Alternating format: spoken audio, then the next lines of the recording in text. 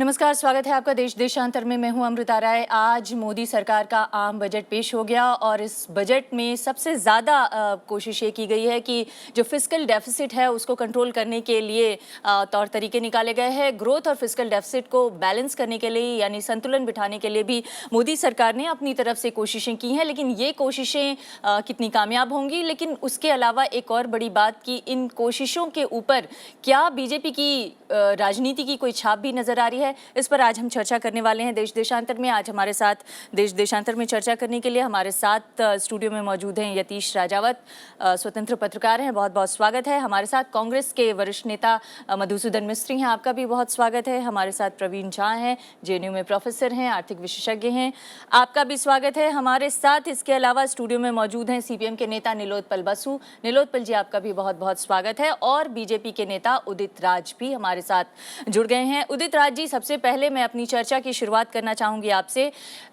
कोशिश ये थी कि इस बजट के जरिए जो देश की आर्थिक हालात हैं उसको दुरुस्त किया जाए, ठीक किया जाए, लेकिन इस कोशिश में एक और भी कोशिश थी और नई सरकार की पहचान बनाने की भी कोशिश थी। तो क्या नई सरकार कोई अपनी अलग पहचान दे पाई है इस बजट के जरिए, अपनी अलग राजनीतिक पहचान या अलग राजनीतिक छाप आप इस पर देखते हैं अपनी सरकार का?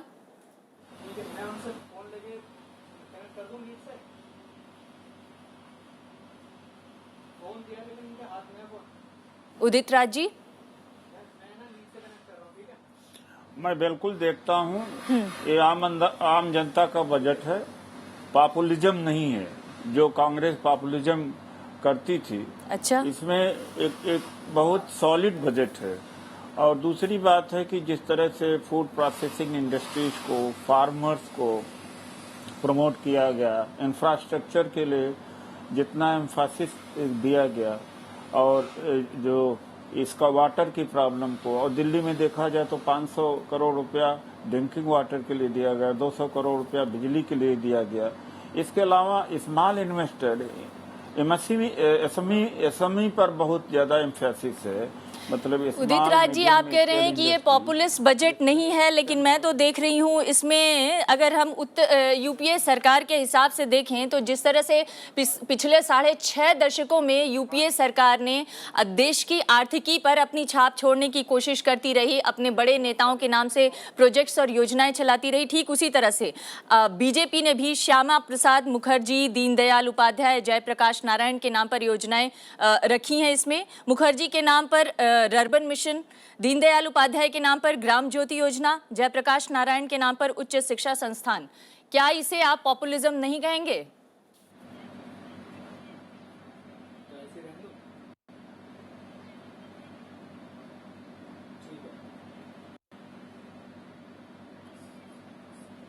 नहीं, पॉपुलिज्म नहीं कहूंगा। इसलिए नहीं कहूंगा कि उसका वजह है कि अगर कंपैरेटिव स्टडीज कर लिया जाए तो कांग्रेस ने 400 से ज्यादा, बल्कि आरटीआई में जवाब दिया था, 400-500 से ज्यादा स्कीमें नेहरू खानदान के नाम से चल रही हैं। उसकी तुलना में इनके इतना ज्यादा नहीं है। और इन्होंने देश के लिए बड़ा योगदान दिया है। ये टू मच, मतलब हर जगह राजीव गांधी, हर जगह इंदिरा गांधी, हर जगह गांधी। मतलब जैसे अगर दिल्ली से चलें तो यहाँ इंदिरा गांधी पोर्ट है, और वहाँ पहुंचेंगे तो हैदराबाद में राजीव गांधी मतलब एयरपोर्ट है। तो ये खानदान का चारों तरफ है। तो इसमें मतलब इक्वलाइजेशन प्रोसेस है, मतलब ये कि अब सबको मौका मिल रहा है। दीनदयाल उपाध्याय जी को भी मौका मिल रहा है। लेकिन ये तो पहला बजट था, ये तो beginning of journey for growth कहा जा रहा है। तो ये तो अभी पहला बजट था जिसमें ये योजनाएं देखने को मिली हैं। हो सकता है 5 साल में ऐसी तमाम और दूसरी योजनाएं भी देखने को मिल जाएं। अभी तो ये पहला बजट था, पहली झलक देखने को मिली है मोदी सरकार की। आपसे मैं जानना चाहूंगी मधुसूदन मिस्त्री जी, ये जो हमने योजनाओं की बात की, जो राजीव गांधी विद्युतीकरण योजना थी उसका नाम ऐसा लग रहा है बदलकर दीनदयाल उपाध्याय ग्राम ज्योति योजना कर दी गई। उसी तरह से और भी कई योजनाओं के नाम बदल दिए गए हैं। लेकिन उससे ज्यादा बड़ी बात यह भी देखने को मिल रही है कि 28 से 29 100 करोड़ के प्रोजेक्ट्स लॉन्च किए गए हैं। इसका कुछ आप लॉन्ग टर्म इफेक्ट देखते हैं या केवल ये एक राजनीतिक संदेश देने की कोशिश की गई है कि हम कांग्रेस से थोड़ा अलग हैं? मेरे ख्याल से इसको थोड़ा और बड़े परिप्रेक्ष्य के अंदर देखना चाहिए बजट को। सिर्फ किसके नाम पे कौन सी योजना है उसको न देखते हुए कि ओवरऑल सिचुएशन इस बजट में और उनका विज़न क्या है वो देखने का प्रयत्न इसमें होना चाहिए। आपने अभी बताया कि यस, कांग्रेस ने एक छाप छोड़ी थी। कांग्रेस का बजट हमेशा आम आदमी, गरीब लोगों के तरफ है, तो एक कॉन्सेंट्रेट और एक डायरेक्शन वाला हमेशा रहा।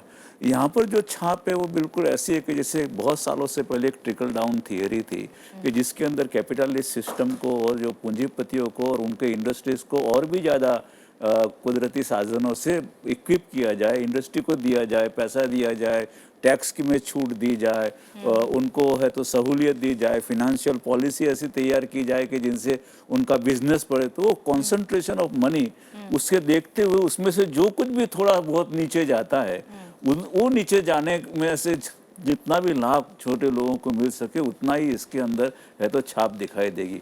मेरा तो सीधा रिएक्शन था कि जैसे ये बजट पूरा कंपनियों के लिए या किसी इंडस्ट्रीज के लिए बिल्कुल बनाया गया हो, फाइनेंशियल जो अपने स्टेप डिक्लेयर किए गए और टैक्स में जो छूट दी, जो गुजरात मॉडल की छाप है वो गुजरात की मॉडल के अंदर ऐसा है कि आप नेचुरल रिसोर्सेज दो। हालांकि प्राइम मिनिस्टर जब प्राइम मिनिस्टर नहीं थे तो ऐसा बता रहे थे कि भाई ये हम ट्रस्टी हैं सब इस देश के रिसोर्सेज का वगैरह का, लेकिन यहाँ पर तो ऐसा लगता है कि पूरी इसकी डायरेक्शन ही नेचुरल रिसोर्स की जो है वो पानी है, जमीन है, जंगल है, ये सब पूरा एक स्थिति इंडस्ट्री की तरफ है तो डायरेक्ट करते हुए इस बजट के अंदर ये छाप दी गई है कि इनको इंडस्ट्रियल ग्रोथ करने दो।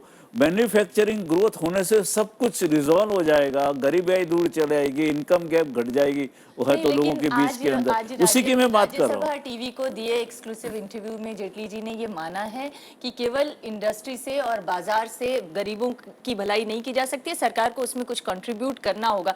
इस पर हम आगे चर्चा नहीं करेंगे। बता, लेकिन मैं आपसे ये कहना चाहता हूँ इसके अंदर कि वो उन्होंने कहा, लेकिन आज जो पेश हुआ है वो तो उनकी प्रतिबद्धता बताता है उस और उनके तरफ किस तरफ कि जा दे आर रही है। Committed to certain kind of a certain industry. मैं आज भी समझ में नहीं आता कि पावर सेक्टर को 10 साल तक जो है छूट देने की क्या जरूरत खड़ी हुई, मुझे पता नहीं। हालांकि हमारे यहाँ एक इंडस्ट्री आई थी नैनो कार पे है तो तैयार करने वाली, उसको 10 साल से टैक्स एग्जम्पशन दिया, 10 साल का। वही मॉडल शायद इसको यहाँ पर है तो लाके दिया गया। ऐसी कितनी ही चीज आपको दिखाई देगी, उससे आम आदमी को, गरीब को टैक्स के अंदर और टैक्स जीडीपी रेशियो है उसके अंदर कितना फर्क करेगा मुझे पता नहीं। मिस्त्री जी, ये भी लंबी बहस होती रही है आपकी सरकार के दौरान भी कि क्या जो ग्रोथ अमीरों का हो रहा है वो पैसा ट्रिकल डाउन हो के पहुंच पा रहा है गरीबों तक कि नहीं। ये एक लंबी बहस लगातार होती रही है। इस चर्चा को मैं आगे बढ़ाना चाहती हूँ। इस मुद्दे को और आगे ले जाऊंगा बात के अंदर, आप जरूर दूसरे को चाहे तो बताइए, लेकिन मैं आपके पास में आऊंगा इस मुद्दे के ऊपर। जी, मैं आपसे जानना चाहती हूँ, मोदी जी का नारा रहा पूरे चुनाव में सबका साथ सबका विकास। कांग्रेस कह रही है कि इसमें सबका विकास नहीं, केवल अमीरों का विकास दिख रहा है, कॉर्पोरेट्स का विकास दिख रहा है और इनके विकास से आम आदमी और गरीब आदमी का विकास संभव नहीं है। क्या आप इसे सही मानते हैं? आप लोग की नजर में ये बजट कैसा है? देखिए, बजट के ऊपर टिप्पणी करने के पहले मैं ये खुशियाँ जाहिर करूँगा कि कम से कम विरोधी पक्ष में होने के नाते और बजट का विरोधिता करने के चक्कर में मिस्त्री जी का मतलब आम आदमी और प्रो कॉरपोरेट पॉलिसीज़ का विरोध करने का मौका मिल गया। क्योंकि हम तो वो जो नया पहचान वाली सवाल आप पूछ रहे थे उदित राज जी से, उसमें तो हमें लग रहा है कि ये एक जैसा रिले रेस चल रहा है जिसमें बैटन जहाँ पे चिदम्बरम जी छोड़े थे वो ही मतलब जेटली जी के हाथ में चला गया। और देखिए, पूरे जो दृष्टिकोण है, पूरे जो मूलभूत जो रास्ता इन्होंने अपनाया है वही रास्ता, और इसमें कोई आश्चर्यचकित होने का बात नहीं है। ये चुनाव के पश्चात पहला बजट है, तो चुनाव में हमने देखा है इस बार सबसे खर्चीला चुनाव हुआ है। 15,000 करोड़ लगभग बीजेपी ने खर्च किया है और वो कॉर्पोरेट सेक्टर से आया है, और ये जाहिर बात है कि उसका दबाव रहेगा और ऐसे भी यही नीति चलती रहे। और हम जो डिबेट में आज गए वो कांग्रेस के, आज सोनिया जी का भी मतलब बयान था वो सही था कि उन्होंने हमारा नकल किया है और नकली किया है। और इसीलिए आप देखोगे कि आज सबसे बड़ा सवाल महंगाई। वित्त मंत्री के हाथ में मौका था कि हम जो 55 मिलियन टन अतिरिक्त जो फूड स्टॉक है बफर के ऊपर गोदामों में जो सर रहा है, उसको पब्लिक डिस्ट्रीब्यूशन सिस्टम में लाके आप थोड़ा कदम उठा सकते थे, नहीं लिया। उन्होंने डीइन्वेस्टमेंट का टारगेट कंट्रोल कैसे करेंगे और फिस्कल डेफिसिट को 4.1 पर लाने के लिए उनके पास क्या तैयारी है। लेकिन उससे पहले मैं आपको शामिल करना चाहती हूँ झा जी। दरअसल ये जो बजट के पॉलिटिकल संदेश पे हम बात करना चाह रहे हैं। पहले पॉलिटिकल संदेश में क्या बीजेपी की छाप ज़्यादा देखने को मिल रही है या आर्थिक दशा, देश की आर्थिक दशा जो है उसको बदलने की कोई बेहतर कोशिश दिख रही है आपको? देखिए, न तो दशा बदलने की कोई बेहतर तैयारी है, न दिशा बदलने की कोई बेहतर तैयारी है। तो क्या बीजेपी की छाप ज़्यादा है? बीजेपी की छाप निश्चित तौर पे है। और अगर देखें कि जो टैक्सेस को लेके मसलन डायरेक्ट टैक्सेस का शेयर घटा है, इनडायरेक्ट टैक्सेस का शेयर बढ़ा है जो आज के बजट में आया। उसके अलावा अब जो आपने कहा कि फिस्कल डेफिसिट कहाँ से कम होगा, जो उन्होंने कहा कि बहुत बड़ा चैलेंज है, तो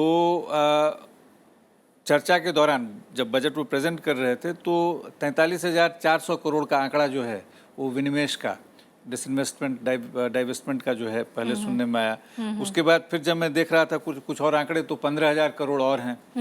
तो जो नहीं, हमने तो जो सुना है उसके मुताबिक 99,009 करोड़ नॉन टैक्स रेवेन्यू से आने की उम्मीद जताई गई है। ये जो 99,000 करोड़ रुपए नॉन टैक्स रेवेन्यू से आने की उम्मीद जताई जा रही है, ये कहाँ से आएगा और इसका मतलब क्या हुआ? अगर इसको आप लोग डिटेल में निश्चित तौर पर देखिए, तकरीबन वही मैं कह रहा हूँ कि 60,000 करोड़ के आसपास तो ऑलरेडी प्रिंट में जो आप देख रहे हैं उसमें आ रहा है कि वो इसी रूट के माध्यम से होगा। अब बाकी फाइन प्रिंट थोड़ा और बेहतर ढंग से देखना पड़ेगा कि वो कहाँ से आएगा। हो सकता है कुछ और चीज़ें उनके दिमाग में हो। अभी तो ये है कि डिसइन्वेस्टमेंट की बात कर रहे हैं, हो सकता है कुछ आउटराइट सेल के बारे में सोचें, तो 30,000 करोड़ की और बात जो हो रही है, 40,000 करोड़ और जो है, तो वो सब देखना पड़ेगा कहाँ से आना। मिला जुला के अगर कहें कि उद्योग के प्रति एक और बेहतर दोस्ताना चेहरा जो है वो स्पष्ट इसमें हो रहा है इस बजट में। और उसी तरीके से अगर आप जैसे फूड सिक्योरिटी एक्ट है, उसमें देखेंगे क्या आवंटन है। आवंटन वही है जो इंटरिम बजट में था। और उस समय जब ये बजट आया था तो मोदी जी ने बड़ा गहरा शोक जताया था कि इससे तो 2 जून की रोटी भी लोगों को मैसर नहीं होगी। तो अगर इतना गहरा शोक था तो शायद कुछ उसके बारे में करना चाहिए था। रूरल डेवलपमेंट का अगर आप टोटल एक्सपेंडिचर देखें तो रियल टर्म्स में वो स्टैग्नेंट है, उसमें कहीं कोई बढ़ोतरी नहीं है। मनरेगा को लेकर भी उसमें थोड़ी सी कमी आई है। अगर उसमें देखें तो अगर रियल टर्म्स में अगर देखें तो रियल टर्म्स में जो आपके बहुत सारे जो बिग टिकट स्कीम्स होते हैं उनमें कहीं कोई बढ़ोतरी की बात तो आप छोड़ दीजिए, उसमें एक तरह से कमी आई है। तो मिला जुला के जो टोटल ऐसे जिसको आप कहेंगे कि जन कल्याणकारी योजनाएं हो सकती हैं, उसकी तरफ कोई विशेष ध्यान बजट के माध्यम से नहीं है। आम जन कल्याणकारी के बजाय खास जन कल्याणकारी तो कुछ हद तक दिख रहा है। लेकिन मैं यतीश जी आपके पास आऊं उससे पहले कोलकाता चलते हैं। हमारी संवाददाता नीलू व्यास इस वक्त कोलकाता में कुछ मेहमानों के साथ हैं। नीलू,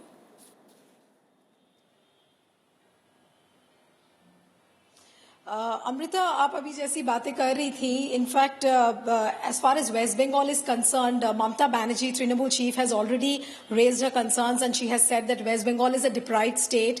They have not got, West Bengal has not been included amongst the 6 textile clusters. They've been denied a horticulture university. So basically and on raising the FDI cap, she has said that this government, the NDA government, is off the FDI, for the FDI and off the FDI. So basically these are the kind of reactions as far as the political heat over the budget is concerned. West Bengal, by and large, has been dubbed by Trinamool as being deprived in the budget. But joining me now is a member from the West Bengal Chambers of Commerce, Ashok Parekh, and he's also the executive director of the Shree Capital Market. If I could ask you, how do you really rate today's budget as? I think given the limitations and the constraints Finance Minister had, he has done a good job, and the Sabka Saath, Sabka Vikas is reflected in the budget. It's a beginning of the journey of Achhe Din. Achhe Din, but अच्छे दिन is fine, but as far as the fiscal deficit is concerned, a very tall target has been announced by Jaitley, saying that he will reduce the fiscal deficit from 4% to 3% into 2015 and 2016. But no roadmap has been laid out as to how this expenditure and the subsidies are going to be cut.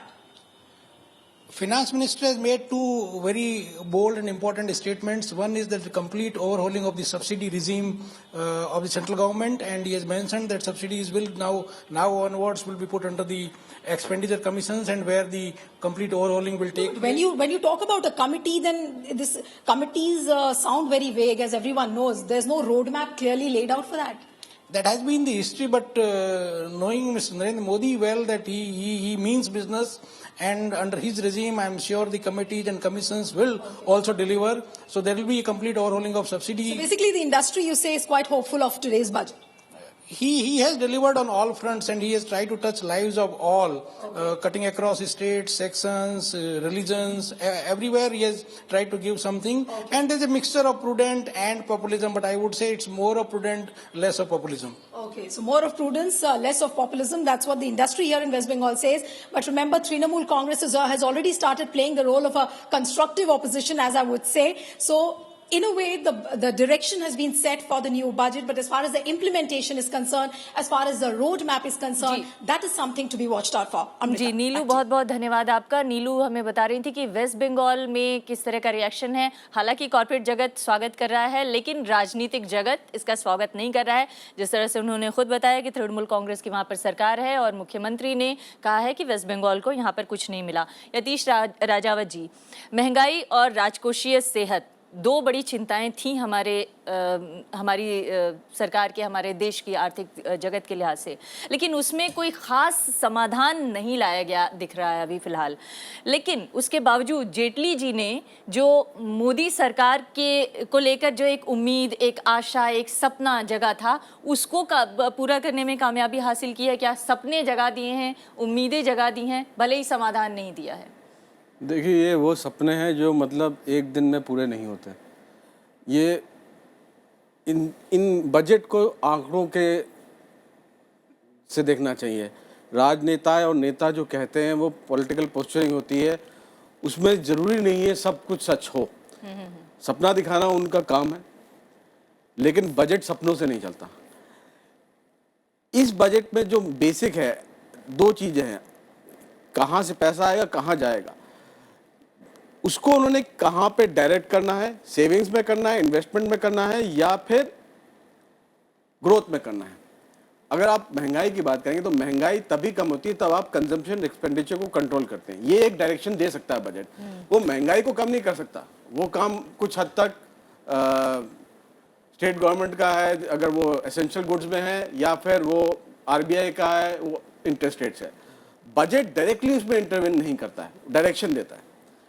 एक जो बड़ी important चीज़ है जो budget कर रहा है वो है खर्चा। प्लान एक्सपेंडिचर क्या है इस बजट का, उसका 30% ग्रोथ दिखाया इन्होंने लास्ट गवर्नमेंट से।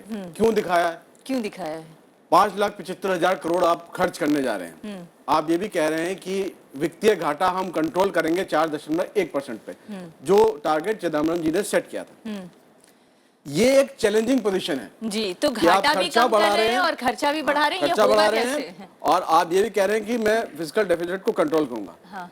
ये अब ये बात हो गई कि आपने चैलेंज एक्सेप्ट किया, अब देखना होगा कि आप उसको मीट कैसे करेंगे। हाँ। तो जो वो सरकार कह रही है कि हम टैक्स रेवेन्यू में ग्रोथ देखेंगे करीब 17% की, उसकी वजह से ये घाटा कम होगा। तो किस चीज पे बैंक कर रहे हैं सरकार? इस चीज पे बैंक कर रही है कि इस साल ग्रोथ 5% से बढ़ के 7 से 8% में पहुंच जाएगी। अब ये बात हो जाती है डिलीवरी और एग्जीक्यूशन की। हाँ। इसलिए लेकिन ये ग्रोथ 5 से 7%, 8% बढ़ाएंगे कैसे? यही एक्सपेक्टेशन बिल्ड है, यही स्ट्रक्चर है बजट का जी। जो 18-20 स्कीम्स आप कह रही हैं, हाँ। उसका पूरा आप तालमेल बिठा रहे हैं, तब भी उस पे मतलब 1500 से 1800 से करोड़ रुपए से ज्यादा नहीं लगाया उन्होंने। हाँ। वो एक बड़ा एक्सपेंडिचर का प्लान है ही नहीं। नहीं, उसको तो कहा ही जा रहा है कि ये तो that is- सॉप्स वो है, एक- ये वो- 100 करोड़ के सॉप्स तो दिए गए, देखिए, नेता पॉपुलिज्म नहीं करेंगे तो और कौन करेगा? नहीं, लेकिन यही नेता थे जो माइंडलेस पॉपुलिज्म की बात कर रहे थे 2 दिन पहले लेकिन खर्चा नहीं कर रहे, पॉपुलिस्ट स्कीम पे खर्चा नहीं कर रहे। हाँ, मतलब वो लेकिन पॉपुलिज्म कर रहे हैं, भले ही खर्चा नहीं वो कर तो रहे, नेता तब तो का काम- और वो भी नेता का ज्यादा, काम है कि तब करे तो popular- और भी ज्यादा popular जनता leader के इसलिए साथ एक माना तरह गया। से धोखा हुआ ना। लेकिन क्या ये फील गुड फैक्टर लाने में कामयाब रहे हैं यहाँ पे? देखिए, ऐसा है कि अब वो उसके लिए तो जनता के साथ एक संवाद स्थापित करके वो पता करना होगा कि कितना फील गुड कर रहे हैं वो। हाँ। कम से कम पिछले 45 दिन में तो फील गुड नहीं हो रहा है। वो जो अच्छे दिन वाली बात थी उसको लेके परेशानी तो है ही, लेकिन मैं इस आंकड़े के बारे में सिर्फ एक बात स्पष्ट करना चाहता हूँ। जेटली जी का उसमें भी एक तिलस्म है। तिलस्म ये है, जब वो प्लान एक्सपेंडिचर में 26% बढ़ोतरी की बात कर रहे हैं, तो कर ये रहे हैं कि जो एक्चुअल था उसकी तुलना में जो एलोकेशन की अभी बात कर रहे हैं। और हर बजट में होता है कि एलोकेशन जितना होता है ना, उससे 1 मिनट सुन लीजिए। रिवाइज्ड एस्टिमेट नहीं, सुनिए 20% रिवाइज्ड एस्टिमेट पे, वही तो मैं कह रहा हूँ, रिवाइज्ड एस्टिमेट को वो एक्चुअल एस्टिमेट से ज्यादा है। सुनिए, आप बात तो सुनिए मेरी। हमेशा एलोकेशन से जो रिवाइज्ड एस्टिमेट कम होता है, रिवाइज्ड एस्टिमेट से एक्चुअल कम होता है। एक्सपेंडिचर में नहीं होता, एक्सपेंडिचर में मैं जल्दी आपको बढ़ता है। आप पिछले रेवेन्यूज और नहीं, ऐसा नहीं, है, पिछले- रिवाइज पिछले एक्सपेंडिचर 20 और एक्चुअल के अंदर हमेशा- कभी बहुत बड़ा अंतर होता है। एलोकेशन अगर जो आपने किया है, एस्टिमेट Allocation दिया तो हमेशा ज्यादा एस्टिमेट होता उसके है हिसाब भी होता और है, तुलना वैसे लेकिन भी। पॉइंट वो नहीं है। पॉइंट ये है कि कितनी जो चीजें हैं, जैसे करप्शन की उन्होंने बात की थी, करप्शन को किस तरह करने वाले कुछ बजट के अंदर, उससे मुझे तो दिखाई नहीं काले दिया। धन को कैसे ब्लैक ले मनी आएंगे, ये कैसे भी कुछ लाने नहीं वाले हैं, पता चला। उनका ये पूरी योजना चलाने वाले, वो उसके अंदर होर्डिंग के बारे के अंदर है, तो उसमें वो है तो कुछ भी नहीं। पर एक चीज़ आपको बिल्कुल साफ दिखाई देगी, जो हमको, मैं पॉलिटिकल नज़रिए से उसको देखता हूँ, और क्योंकि सोशल फील्ड में भी काफ़ी अर्से से काम किया, और उसको बजट को नीचे के तौर से मैं जब देखता हूँ तो उसमें ऐसा लग रहा है इसके अंदर उसमें कि जितना पैसा आप वहाँ से लेना चाहते हो उसके अंदर, और ग्रोथ आगे करके ग्रोथ ज़्यादा से ज़्यादा ले जाके उसमें से पैसा इकट्ठा करके खर्चा करना चाहते हो, वो एक आपने सपना दिखा दिया उधर। आज आप बता रहे हैं, आज आपने फिस्कल डेफिसिट भी कम बता दी अगर है तो उसके अंदर, लेकिन जब आप रिवाइज बजट उसके अंदर आते हैं तो रिवाइज बजट के आंकड़े हमेशा फिस्कल डेफिसिट अभी जो बताइए उससे कभी कभी 1 और 2% हमेशा ज़्यादा होती है। जब आप नेक्स्ट बजट आपका है तो करेंगे तो, और उस वक्त पे आप बोलते हो कि नहीं नहीं हमारा जो पूरा प्लान था उस प्लान के अंदर कुछ गड़बड़ हो गई, इसकी वजह से ये हमारी डेफिसिट वगैरह जो बढ़ गई। पॉइंट वो नहीं दे, पॉइंट ये है कि अभी की सिचुएशन के अंदर आज मैंने वोट एक वोटर के हिसाब से उनको वोट दिया, मुझे क्या मिला? आज जो बजट आया उससे मुझे क्या फर्क मिला? नहीं, है वो तो कही रहे हैं कि वो एक हिस्सा है। लॉन्ग टर्म योजना है, वो एकदम से बजट में कुछ परिलक्षित नहीं होने जा रहा है, और मध्य वर्ग को उन्होंने थोड़ी नहीं, वो सी सिग्नल टैक्स भेजते हैं रियायत ना दे ही दी है। आपको वो सिग्नल भेजते हैं इसके अंदर कि क्या है और कौन सा है इसके अंदर। जो चीजें जा रही वो मुझे साल में मैं हर महीने जूते नहीं खरीदता हूँ, साल में कभी एक बार खरीदता हूँ। हाँ। टीवी में कोई नहीं, 2 5 7 साल 10 साल के अंदर एक बार खरीदता हूँ। जो रोजमर्रे की जो जरूरतें होती हैं आदमियों की, उनके लोगों की, इस देश के, उसको कैटर करने के लिए आपने क्या और कौन से है तो प्रोडक्शन या कौन से जो डायरेक्शन आप उदित राज जी इस सवाल का जवाब देना चाहेंगे जो कांग्रेस कह रही है कि आम आदमी और गरीब आदमी के जीवन स्तर को सुधारने के लिए, रोजमर्रा की जो चुनौतियां हैं उससे निपटने के लिए क्या इस बजट में कहा गया है जिससे आम आदमी राहत महसूस करे?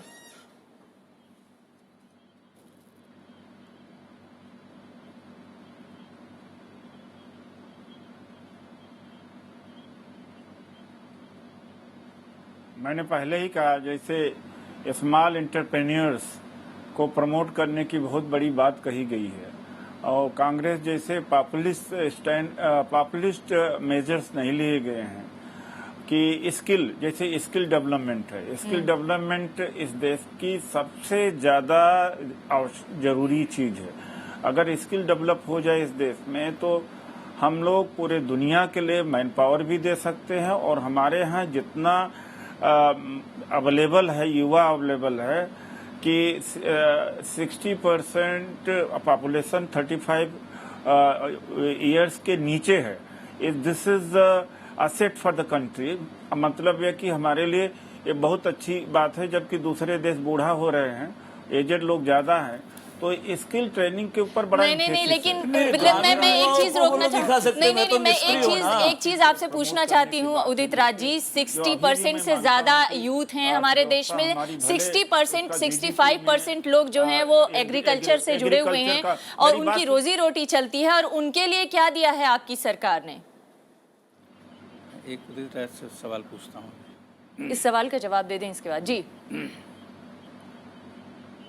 नहीं, एग्रीकल्चर से सारे नहीं जुड़े ना 60% लोग 35 ईयर से कम के हैं। अगर उनको स्किल ट्रेनिंग दी जाए तो इस देश की गरीबी हट सकती है, देश विकास कर सकता है। यह भी एक रास्ता है। कई तरीके से गरीबी को अटैक किया जाता है, तो स्किल ट्रेनिंग के माध्यम से भी अटैक किया गया है। दूसरा, ये जो फूड प्रोसेसिंग इंडस्ट्रीज को जो प्रमोट करने वाला, उससे जो है फार्मर्स को लाभ मिलेगा, वो एक तरीका है।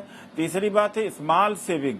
चौथी बात है जो एसएमई, जो small and medium scale industries को प्रमोट करने के लिए 10,000 करोड़ रुपया सेट असाइड किया गया है कि इंटरप्रेन्योर्स को प्रमोट करने का। तो मतलब अटैक जो है गरीबी के ऊपर, पॉवर्टी के ऊपर चारों तरफ से करने की कोशिश किया गया है। डर लग रहा है कि अटैक का मतलब क्या होगा, लेकिन मैं आपसे पूछ रहा हूँ उदित राज जी, आप तो है तो बिल्कुल नीचे के तबके से आते हैं। मैं आपसे ये सवाल सीधा पूछना चाहता हूँ, ये बताइए इस देश के अंदर 8 करोड़ से ज्यादा है तो आदिवासी इलाके के अंदर आदिवासी लोग रहते हैं। आपकी इस बजट गरीबी पर क्या है कि वो तो किसान है, खेती करते, सुन लीजिए आप। दूसरा मैं बताता हूँ, करोड़ों जो भूमिहीन मजदूर है उसके बारे के अंदर, क्योंकि आपने तो नरेगा की बात उसके अंदर कुछ की नहीं, उसका एलोकेशन भी नहीं बताया। आप मुझे ये बताइए ना कि अकाल के इस समय के अंदर परचेजिंग पावर जो नीचे के लोगों के 35,000 करोड़ रुपया रिसोर्सेज दिए प्रोडक्शन का, उसको बढ़ा के उसको कैसे आगे ले जाओगे, ये बताइए ना। आप तो ट्रिकल डाउन थियरी के ऊपर काम कर रहे हैं कि वो वहां से मैन्युफैक्चरिंग का आएगा और मैन्युफैक्चरिंग की जो कुछ भी नीचे उससे जाता है उससे उनको लाभ मिलेगा, और उस लाभ से है तो उनकी है तो गरीबी दूर जाएगी। मुझे तो कुछ दिखाई नहीं दिया। आपसे पूछ रहा हूं, आप बताइए ना, आप तो उस क्लास को रिप्रेजेंट करते हो ना जी। एक और सवाल ले लेते हैं उदित राज जी, प्रवीण झा का भी एक सवाल है। प्रवीण जी आप भी पूछ लीजिए, इकट्ठा जवाब मिल जाएगा। स्किल डेवलपमेंट की बात काफी दिनों से हो रही है उदित राज जी। ऐसा है कि वो मनमोहन सिंह जी की सरकार ने भी काफी चर्चा की थी स्किल डेवलपमेंट की, उसके लिए जो आवंटन किया था, वो जो आज 200 करोड़ की बात आपके सरकार ने की, उससे तो कई गुना ज्यादा था। स्किल के संदर्भ में जहां तक ठोस आवंटन की बात आती है तो क्या किया आपने? 200 करोड़। दूसरा एक बात है कि ये जो मेजर स्पेशल सेक्टर में जहाँ पे लग सकता है कि वो पुराना लेवल्स पे कर रहे हैं, वहाँ पे भी अगर मुद्रास्फीति का जो दर है वो अगर आप मद्देनजर रखो तो एक्चुअली रियल जवाब ले लेते हैं इसके बाद आपके पास। ये पहले के बजट में नहीं था, ये डिपार्चर है, ये बहुत बड़ा डिपार्चर है। 10,000 करोड़ रुपया का एलोकेशन करना, ये कोई दिस इज अ पुराने बजट का जो आंकड़ा है उसको देख लीजिए उदित राज जी, तब आपको बेहतर जानकारी मिलेगी इसके बारे में। नहीं, पुराने बजट में कहीं पे 10,000 करोड़ का कहीं पे इन्वेस्टमेंट का प्लान नहीं है। ये नई पहल है। ये इससे पहले किसी सरकार ने पिछले 60 साल में 10,000 करोड़ एंटरप्रेन्योरशिप को प्रमोट करने के लिए नहीं बनाया। नहीं, national skill mission, national skill mission के भी आप डिप्लॉयमेंट देख लीजिए। आप टैक्स फोरगोन रेवेन्यू देख लीजिए जो इस साल बजट में रिपोर्ट आई है। पिछले 2 साल में यूपीए सरकार ने जो कॉर्पोरेट को टैक्सेस छोड़े, अभी तो tax foregone because of subsidies given to the corporate sector, so that is it clearly meant subsidies for augmenting the economy. It is not just now either you give a subsidy or you give a then how does the trickle down when you are also doing the same thing? कोई output नहीं हुआ ना।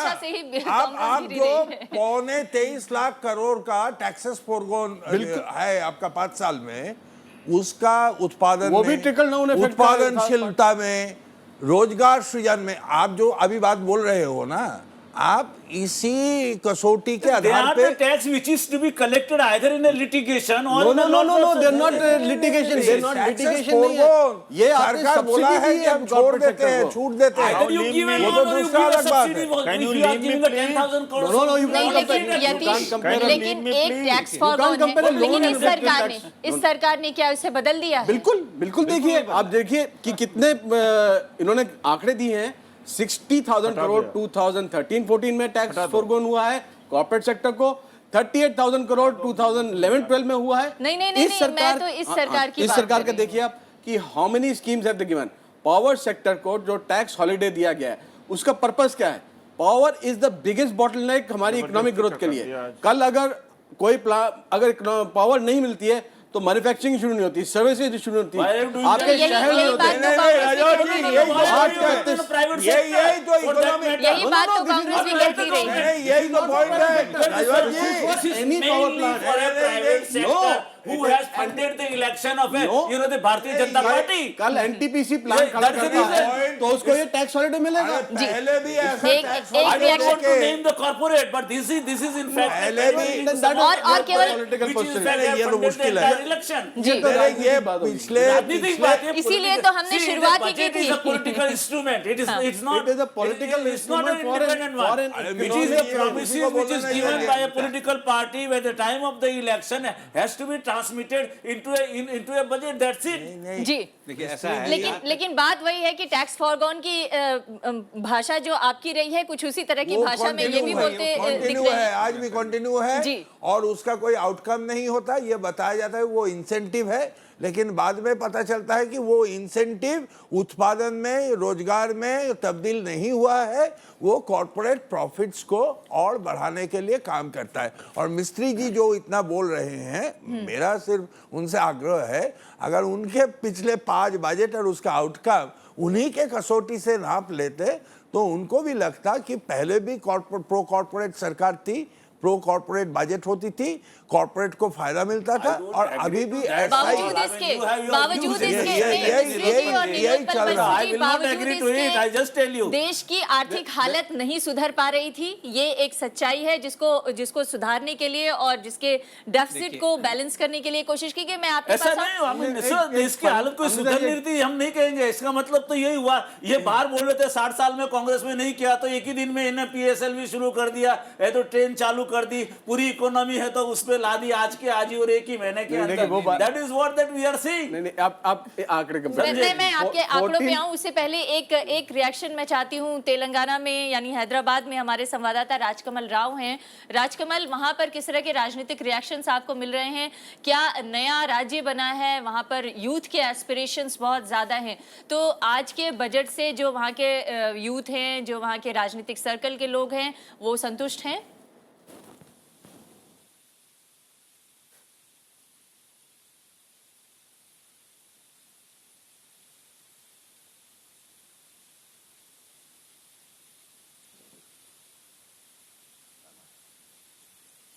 बात की तो मैं राजनीति से ही शुरू करता हूं। मैंने दोनों तेलंगाना और आंध्र प्रदेश दोनों राज्यों के वित्त मंत्रियों से मैंने इंटरव्यू की थी, लेकिन दोनों के दोनों डिसअपॉइंटेड थे। तेलंगाना के वित्त मंत्री डिसअपॉइंटेड इसीलिए थे क्योंकि तेलंगाना के लिए कुछ खास नहीं एलोकेशन नहीं किया गया। बजट में बताया गया है कि अलग अलग स्टेट्स अपने जो रेगुलर एलोकेशन थे उनको विड्रॉ कर सकते हैं, लेकिन यहाँ माहौल इस तरह है कि डिवीजन हो गया स्टेट का, एक कॉमन कैपिटल बना, इंफ्रास्ट्रक्चर की प्रॉब्लम दोनों राज्यों को है। लेकिन तेलंगाना सरप्लस स्टेट है, लेकिन आंध्रा के लिए जो डेफिसिट स्टेट है पूरी सपोर्ट केंद्र सरकार से आना होगा। 5,000 करोड़ जेपी रीऑर्गेनाइजेशन एक्ट में जो बताया गया था उसका जिक्र एक बार भी नहीं हुआ। अरुण जेटली की स्पीच अगर आप सुनेंगे तो उसमें एपी रीऑर्गेनाइजेशन एक्ट में जो प्रावधान है उसको लागू करेंगे, लेकिन कितने समय में करेंगे, कैसे करेंगे, क्योंकि एक नया राज्य बना है, उसके लिए सीएम के लिए भी पेशी नहीं है यहाँ बैठने के लिए चंद्रबाबू नायडू को। प्रेस कॉन्फ्रेंस भी एक टेंट के नीचे करते हैं वो। तो इस तरह की एक इंफ्रास्ट्रक्चर की हालात है। हालांकि ये जो आंध्रा में सत्ता में है वो पार्टी एनडीए की भागीदारी पार्टी है और उनके लिए कोई आंध्र खास प्रदेश में एलोकेशन जिस नहीं मिला। राजनीतिक दल की सरकार है उसका तो बीजेपी के साथ गठबंधन भी है, बावजूद इसके आप कह रहे हैं कि वो संतुष्ट नहीं है। लेकिन हम जिस मुद्दे पर चर्चा कर रहे थे कि पॉलिटिकल मैसेज, जी पॉलिटिकल मैसेज क्या रहा? पॉलिटिकल मैसेज ये देखिए, जैसे कृषि को लेके इतनी सारी बातें कह दी। हाँ, लगता है कि पता नहीं भारतीय कृषि का जो है, जो आज तक जिसके बारे में शायद चिंता नहीं जताई गई थी, उसका हर तरह से उत्थान हो जाएगा। अब ऐसा कुछ होना नहीं है। लेकिन अगर आप देखें कितना उनका जो बजट भाषण है तकरीबन 4 पेज जो है कृषि को लेके ही है। अब मसलन 2 यूनिवर्सिटी आप शुरू कर देंगे बिना ये चिंता किए हुए कि जो बीसेक एग्रीकल्चरल कॉलेजेस और यूनिवर्सिटीज थी उनका क्या हो रहा है, उनकी दुर्दशा जो है उसके बारे में आप क्या करेंगे? आप जो जितना आवंटन कर रहे हैं वो ऊंट के मुंह में जीरा वाली बात है। आप कहते हैं कि जी क्रेडिट अलग चीज है, क्रेडिट की बात मत कीजिए, उस पर मैं अभी आता हूँ। हाँ, मसलन 156 करोड़ जो है आप पूरे देश में जो सॉयल हेल्थ कार्ड की बात जो कर रहे हैं उसके लिए आप इस देश का जो कृषि वाला पे जो आधारित तबका है, अगर उसको देखें और उसकी ज़रूरतों को देखें तो ये 156 करोड़ आपको क्या लगता है? तो 100 और 50 करोड़ के बीच में और 200 करोड़ तक जो है, जैसा आप पहले भी कह रही थी कि 28-29 योजनाएं 100 करोड़ हैं, की, तो उसका तो होना लोग- क्या है? जो ठीक है? बहुत सारे अच्छा, जानकारों को ये लग रहा है नहीं, 100 अच्छा, करोड़ सुनिए, के सॉफ्ट सुनिए। बेच दिए। अमृता, एक और चीज, चूंकि क्रेडिट की बात कर रहे थे, एक सेकंड में क्रेडिट के बारे में बता दूं, उनकी बात पूरी कर लें, इसके बाद बता दूं क्रेडिट के बारे में। ये जो है ठीक है, वो 7 लाख से थोड़ा ज्यादा था, 8 लाख करोड़ पिछले बजट के बारे में मैं कह रहा हूँ, उससे बढ़ के तकरीबन 8 लाख की बात अभी हो रही है। आवंटन कितना होगा देखेंगे उसको, वो तो बात की बात है। लेकिन इसमें जो इनडायरेक्ट क्रेडिट वाली जो बात है, इसका अगर आप शेयर देखेंगे तो बहुत तेजी से बढ़ा है। तो ये जैसे कॉर्पोरेट सेक्टर्स में बहुत लोग इसका बहुत फायदा लेते रहे हैं। जो डायरेक्ट क्रेडिट का जो फ्लो रहा है वो रफली जो है आपको वो 1/6 के आसपास तकरीबन आपको दिल्ली और चंडीगढ़ में बहुत सारे किसान मिल जाते हैं जो इसका फायदा ले रहे हैं। इस जो प्रायोरिटी सेक्टर लेंडिंग वाली जो बात है, तो उसको गंभीरता से देखना होगा कि हो क्या रहा है वहां पे और फाइनल कितना होगा, प्लस इन्फ्लेशन के साथ उसको एडजस्ट करके देख लीजिए तो तकरीबन वहीं का वहीं है। जो हम सिर्फ एलोकेशन की बात में कर रहा हूँ, जो टारगेटेड एलोकेशन है। तो इसलिए इन चीज़ों को जो है मतलब मिला, और वैसे भी क्रेडिट वाली बात को तो आप अलग करके देखिए, जो असल में चीज़ें हैं वो तो कहा जा रहा है कि इतना तक हम कोशिश करेंगे कि बैंकिंग सेक्टर के माध्यम से उसको बढ़ाया जाएगा। वो बजट का आवंटन नहीं है, उसको आप मिसरीड करने का प्रयास न करें तो बेहतर होगा। आवंटन जो है जितना हुआ, जैसा मैंने आपको बताया ना, 15,000 करोड़, सुनिए 80,000 करोड़ टोटल रूरल डेवलपमेंट, तकरीबन 80,000 करोड़ जो है टोटल रूरल डेवलपमेंट के लिए है, ठीक मिनिस्ट्री के है। लिए। और हाँ, मिनिस्ट्री रूरल, के लिए। हाँ, वो अलग है, रूरल मिनिस्ट्री के लिए डेवलपमेंट अलग है। मिनिस्ट्री ऑफ रूरल डेवलपमेंट का मैं बता रहा हूँ आपको। मैं आपको उसके अलावा उसके अलावा जो है कैपिटल फंड के लिए 5,000 करोड़ दिया इन्होंने। वो जानकारी मुझे भी तेजी में सारा आपको गिना सकता हूँ, सारे आंकड़े मेरे पास हैं। संक्षेप में मैं सिर्फ यही कहना चाह रहा हूँ, आप जितने सारे बड़े स्कीम्स हैं सबको मिला के देख लीजिए, रियल टर्म्स में इन्फ्लेशन के साथ आप उसको एडजस्ट कर दीजिए, कहीं पे कोई बढ़ोतरी नहीं है। टोटल पिक्चर आप देखेंगे तो उसमें कोई बढ़ोतरी नहीं है। लेकिन एक बड़ा सवाल ये है कि एक तो एग्रीकल्चर मैसेज दिया सेक्टर गया कि हो बहुत कुछ हुआ। या जो गरीबों के जीवन स्तर को सुधारने वाली बात हो, उसमें लोगों को लग रहा है कि उसमें कुछ बहुत ज्यादा हासिल नहीं हुआ है। पर बड़ा सवाल ये है कि जब नई देखिए, सरकार आ रही थी, बड़ी चीज जब क्या होती नहीं है? मैं यही पूछ रही हूँ कि जब बड़ी बड़ा चीज सवाल क्या ये है कि होगी जब ये किसान के लिए? सरकार को लोग ले आ रहे थे, सत्ता में बिठा रहे थे, उनके दिमाग में एक ही बात थी, वो ये थी कि इस सरकार के आने से भ्रष्टाचार पर लगाम लगेगा, महंगाई दूर होगी और हमारे जो आर्थिक हालत है वो सुधरेगी। क्या इस बजट में ये 3 जो संदेश थे बार बार जो बीजेपी की तरफ से दिए जा रहे थे कि हम अपने साथ साथ आपका भी विकास करेंगे, उसका संदेश स्पष्ट हो पाया? अपने साथ देखिए, हाँ, बीजेपी का तो ग्रोथ हुआ ना भाई, उन्होंने सत्ता हासिल की और उनके अच्छे दिन आ गए, अच्छे दिन आ गए। नहीं बाकी के अच्छे दिन के लिए पे कयामत तक इंतजार कीजिए। ब्लैक मनी पे तो अनफॉर्चुनेटली इस बजट में कुछ नहीं है, ठीक है।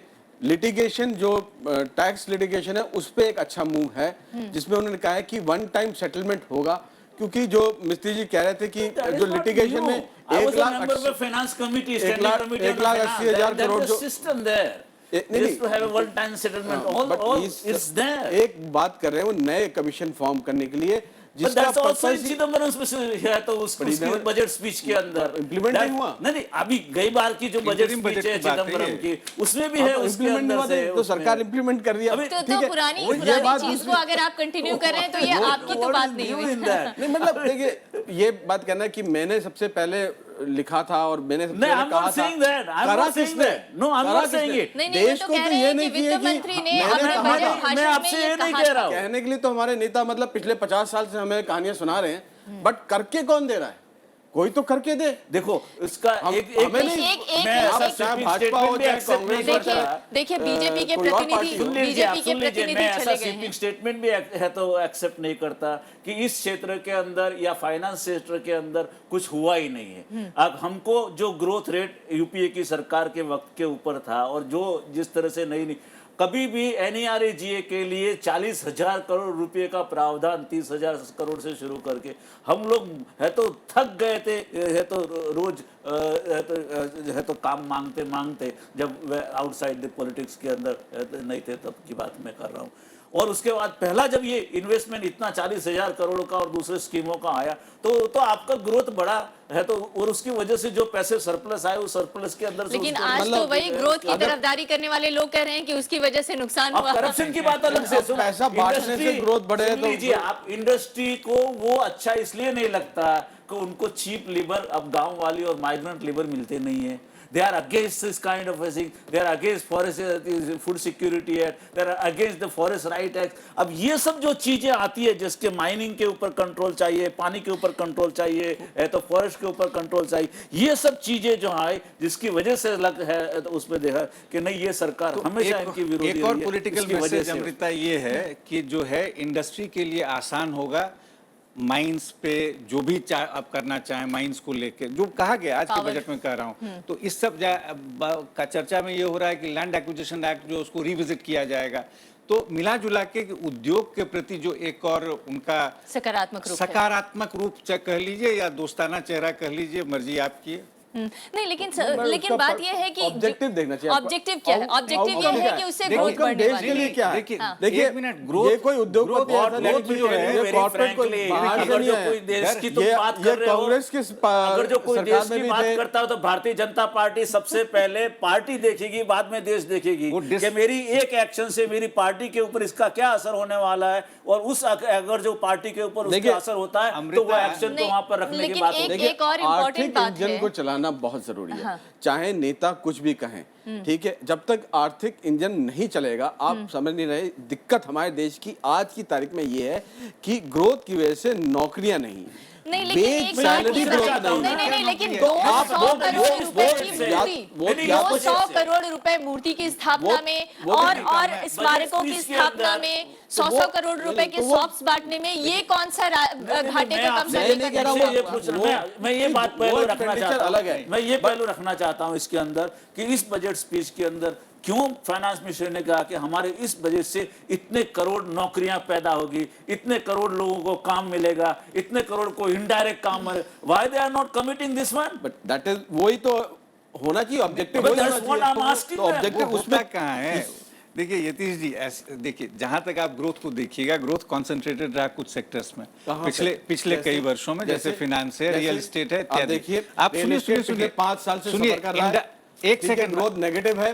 एक कंस्ट्रक्शन में कोई ग्रोथ नहीं हो रही है, अपनी बात नहीं करती है आपकी। आप मुझे अपनी बात, यतीश जी मुझे अभी बात खत्म करने तो दीजिए। जो मैं जॉब ग्रोथ जनरेटिंग सेक्टर्स हैं वो रुके पड़े पिछले 4 साल से। एनएसएस के आंकड़े को आप देखिए, 2004-05 से लेके जो 11-12 वाला आंकड़ा, आपके कंजम्पशन दिखा रहे हैं। एक मिनट एक बात करिए ताकि बहुत चीजें दिखाते हैं। वो रोजगार पे डिपेंड है, वो रोजगार के बारे में दिखाते हैं, कितना रोजगार का सृजन भी होता है, ठीक है, सिर्फ कंजम्पशन नहीं दिखाता है, उसके साथ साथ बहुत सारी चीजें वो दिखाता है।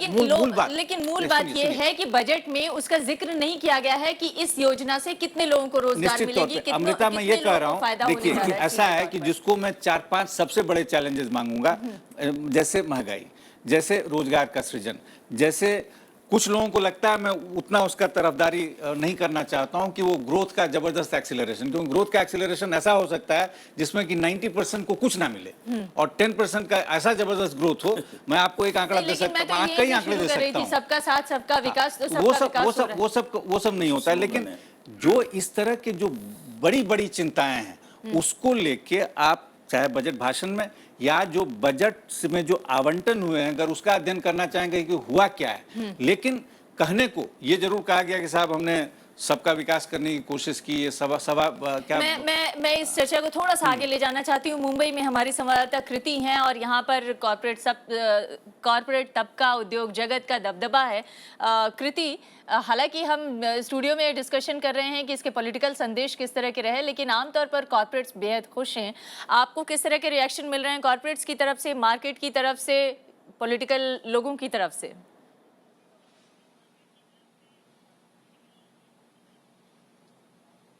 जी अमृता, आज देश की आर्थिक राजधानी में काफी उतार चढ़ाव रहा, जैसे कि हमने सेंसेक्स में भी देखा। लेकिन एक जो सबसे बड़ा डिसअपॉइंटमेंट कॉर्पोरेट जगत के लिए रहा वो ये था कि जो स्टेटस कोइस्ट अप्रोच अपनाया गया रेट्रोस्पेक्टिव टैक्सेशन को लेकर, वो कहीं ना कहीं धक्का लगा है कॉर्पोरेट जगत को। और दूसरी बात, जिस तरह से वित्त मंत्री ने सिक्योरिटीज ट्रांजैक्शन टैक्स पर कुछ नहीं कहा, वो भी कहीं ना कहीं कॉर्पोरेट जगत पे इसका असर अच्छा नहीं पड़ा है। लेकिन कुल मिलाकर बोले तो कॉर्पोरेट जगत ये जान रहा है, ये सोच रहा है कि वित्त मंत्री ने कई सारे शॉर्ट टर्म और लॉन्ग टर्म ऐसे अप्रोच अपनाए हैं जिससे इकोनॉमी की रफ्तार बढ़ाई जा सके। महज के तौर पे अगर हम देखें तो एफडीआई को लाने की बात की गई है, इंश्योरेंस के सेक्टर में, डिफेंस के सेक्टर में जो कॉम्पोजिट कैप बढ़ाने की बात की गई है, जीएसटी की बात की गई है, इंश्योरेंस अमेंडमेंट बिल की बात की गई है, सप्लाई साइड फैक्टर्स जो है इन्फ्लेशन को उसको टैकल करने की बात की गई है। तो कहीं ना कहीं कॉर्पोरेट जगत में एक तबके में खुशी नहीं थी और दूसरा तबका इसको काफी प्रोग्रेसिव बजट मान रहा था। जी तो अमृता। जी बहुत बहुत धन्यवाद आपका कृति। आखिरी कमेंट आप तीनों से लेना चाहेंगे। एक तरफ आपने सुना कृति को, एक तरफ तो ये है कि महंगाई और गरीबी इन सबसे निपटने की चुनौती थी, फिस्कल डेफिसिट को कंट्रोल करने की चुनौती थी, लेकिन दूसरी तरफ ये भी चुनौती थी कि जो हमने वादे किए हैं देश की जनता से उसको किस तरह से पूरा करेंगे। बात यह है कि अब यहाँ से जो भी वादे किए गए हैं उस पर किस तरह से सरकार चलेगी, कोई रोड मैप उसका है इस बजट में? देखिए, जो रोड मैप इस बजट से दिखता है वो तो इम्प्लीमेंटेशन है। जो आपने स्कीम्स अनाउंस की हैं, जो आपने एक्सपेंडिचर अनाउंस किया है, जो आपने टैक्स का रेवेन्यू कलेक्शन के टारगेट सेट की है, जो आपने फिस्कल डेफिसिट के टारगेट सेट किए हैं, उसको सरकार कैसे मीट करती है। एक और बड़ा चैलेंज, एक बड़ी बात जिसको लेके राजनीतिक तौर पे बड़े सवाल उठाए जा रहे हैं कि ये बजट भी रेल बजट की तरह पीपीपी बजट, एफडीआई बजट ज्यादा देखने को मिल रहा है। इसमें पीपीपी और एफडीआई को ज्यादा तवज्जो दी गई है। इसको लेके देखिए, एफडीआई 2 सेक्टर्स के लिए है। एक सेक्टर डिफेंस के लिए ऑलरेडी एक्सेप्टेड था। 3 दिन पहले अरुण जेटली जी ने आपकी राज्यसभा में कहा था कि 49% तक अलाउ करेंगे, तो उसका, और 49% किसी विदेशी निवेशक के लिए कोई फायदा नहीं है जब तक वो 51% नहीं होता, क्योंकि 49% ना यहाँ के ना वहाँ के 26 और 49 में कोई अंतर नहीं है, उसको कंट्रोल नहीं मिल रहा है। जब तक कंट्रोल नहीं मिल रहा वो नहीं आएगा। दूसरा है इंश्योरेंस का, उसमें भी आपने 49% किया था, वो एक अगेन पॉलिटिकल इश्यू बन गया था, इसलिए पिछली सरकार नहीं कर पाई, पिछली सरकार करना चाहती थी उसको। तो इसका, ये 2 ही एफडीआई के इश्यूज हैं। इसका मटेरियल इफेक्ट नहीं है कोई बजट के ऊपर।